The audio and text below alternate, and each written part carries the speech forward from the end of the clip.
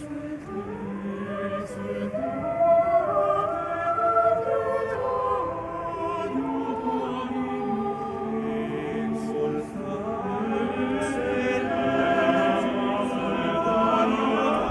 gran saludo, apreciado feligrés, apreciado amigo, apreciada amiga, muy estimado suscriptor de nuestro canal.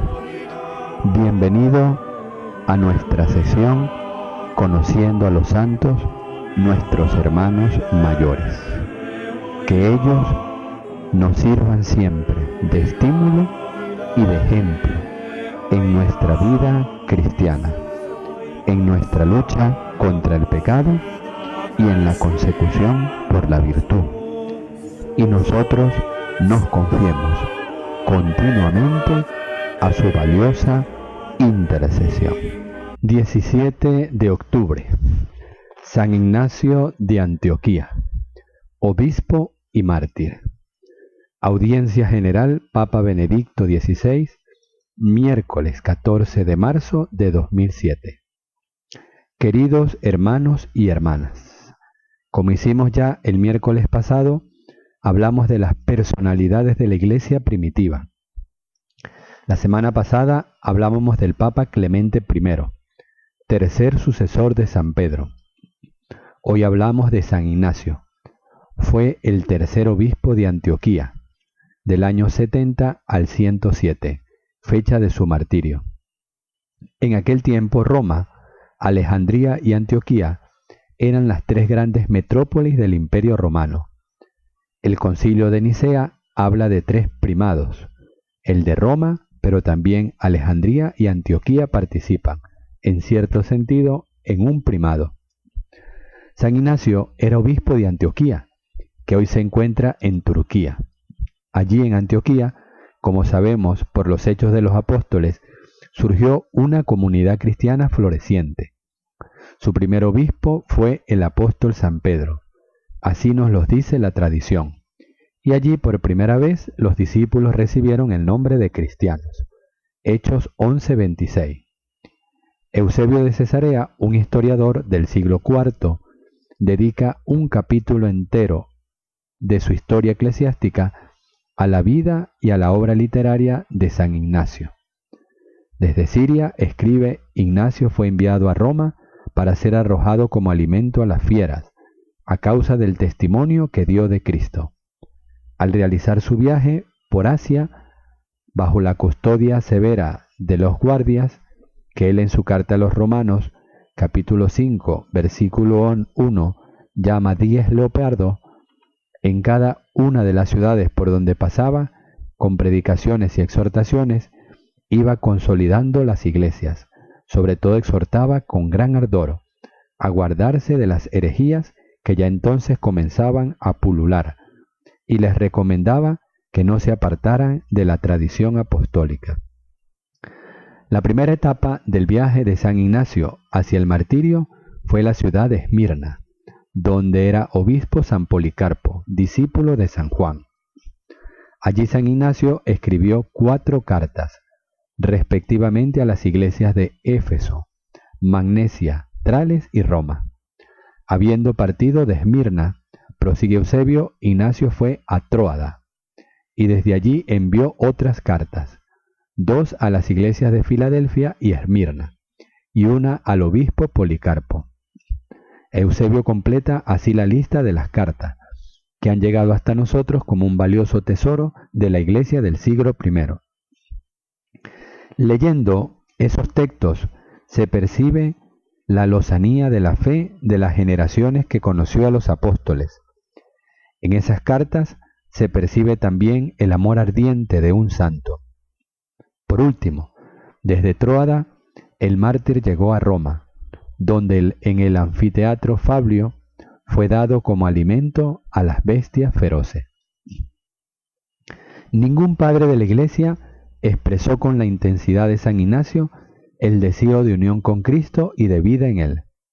Por eso hemos leído el pasaje evangélico de la vid, que según el Evangelio de San Juan es Jesús. En realidad confluyen en San Ignacio 2 corrientes espirituales, la de San Pablo, orientada totalmente a la unión con Cristo, y la de San Juan, concentrada en la vida en Él. A su vez, estas dos corrientes desembocan en la imitación de Cristo, al que San Ignacio proclama muchas veces como mi Dios o nuestro Dios. Así San Ignacio suplica a los cristianos de Roma que no impidan su martirio, porque está impaciente por unirse a Jesucristo, y explica: para mí es mejor morir en Jesucristo que ser rey de los términos de la tierra. Quiero a aquel que murió por nosotros, quiero a aquel que resucitó por nosotros. Permítanme ser imitador de la pasión de mi Dios. Carta a los Romanos, capítulo 6. En esas expresiones ardientes de amor se puede percibir el notable realismo cristológico tipo de la Iglesia de Antioquía, muy atento a la encarnación del Hijo de Dios y a su humanidad verdadera y concreta. Jesucristo, escribe San Ignacio a los cristianos de Esmirna, capítulo 1, versículo 1, es realmente del linaje de David, realmente nació de una virgen, realmente fue clavado en la cruz por nosotros. La irresistible orientación de San Ignacio hacia la unión con Cristo fundamenta una auténtica mística de la unidad. Él mismo se define un hombre al que ha sido encomendada la tarea de la humanidad. Carta a los cristianos de Filadelfia, capítulo 8, versículo 1. Para San Ignacio la unidad es ante todo una prerrogativa de Dios, que existiendo en tres personas es uno en absoluta unidad. A menudo repite que Dios es unidad y que solo en Dios esa unidad se encuentra en estado puro y originario. La unidad que los cristianos debemos realizar en esta tierra no es más que una imitación, lo más cercana posible, del arquetipo divino. De este modo San Ignacio llega a elaborar una visión de la Iglesia que contiene algunas expresiones muy semejantes a la de la carta a los Corintios de San Clemente Romano. Conviene, escribe por ejemplo a los cristianos de Éfeso, que tengan un mismo sentir con su obispo, que es justamente cosa que ya hacen. En efecto, el colegio de los presbíteros, digno del nombre que lleva, digno de Dios, está tan armoniosamente concentrado con su obispo como las cuerdas con la lira. Por eso, con su concordia y con su amor sinfónico, cantan a Jesucristo. Así ustedes cantan a una en coro, para que en la sinfonía de la concordia, después de haber agarrado el tono de Dios en la unidad, canten a una sola voz.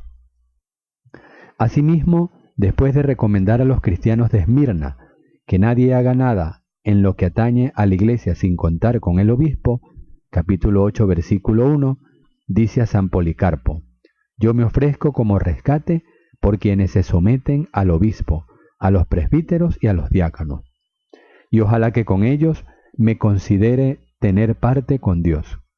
Trabajen unos junto a otros, luchen unidos, corran a una, sufran, duerman y despierten todos a la vez, como administradores de Dios, como sus asistentes y servidores.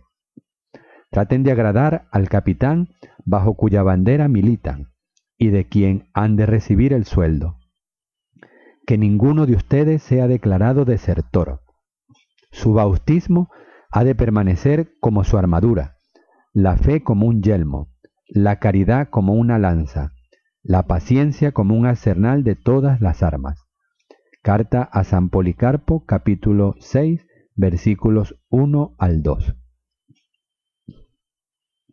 En conjunto se puede apreciar en las cartas de San Ignacio una especie de dialéctica constante y fecunda entre dos aspectos característicos de la vida cristiana. Por una parte, la estructura jerárquica de la comunidad eclesial y por otra, la unidad fundamental que vincula entre sí a todos los fieles en Cristo. En consecuencia, las funciones no se pueden contraponer.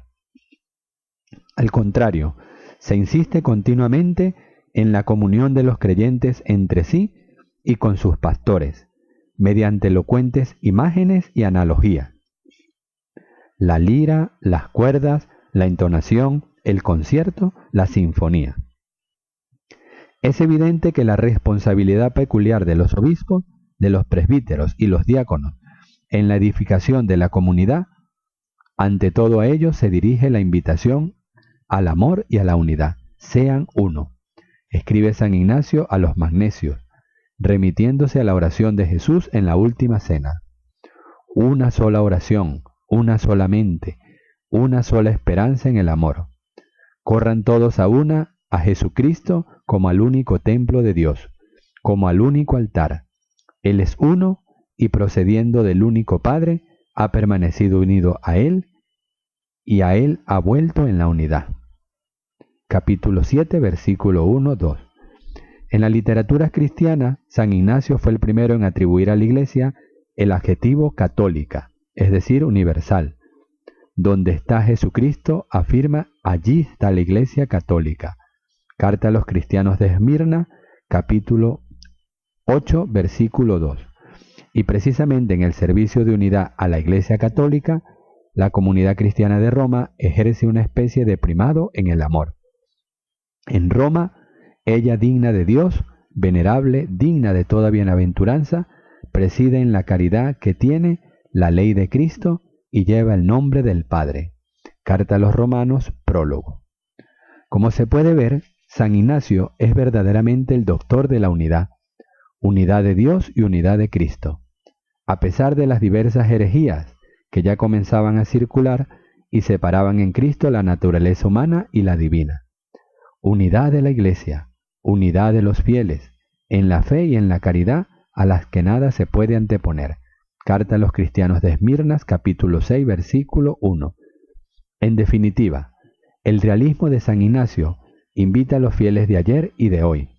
Nos invita a todos a una síntesis progresiva entre configuración con Cristo, unión con Él, vida en Él, y entrega a su Iglesia, unidad con el obispo, servicio generoso a la comunidad y al mundo. Es decir, hay que llegar a una síntesis entre comunión de la Iglesia en su interior y misión, proclamación del Evangelio a los demás, hasta que una dimensión hable a través de la otra, y los creyentes estén cada vez más en posesión del Espíritu indiviso, que es Jesucristo mismo. Carta a los cristianos de Magnesia, capítulo 15. Pidiendo al Señor esta gracia de unidad y con la convicción de presidir en la caridad toda la Iglesia, Carta a los Romanos, prólogo, les expreso a ustedes el mismo deseo con el que concluye la carta de San Ignacio a los cristianos de Trales. Ámense unos a otros con corazón indiviso. Mi espíritu se ofrece en sacrificio por ustedes, no solo ahora, sino también cuando logre alcanzar a Dios. Quiere el Señor que en Él se encuentren sin mancha. Y oremos para que el Señor nos ayude a lograr esta unidad y encontrarnos al final sin mancha, porque es el amor el que purifica las almas.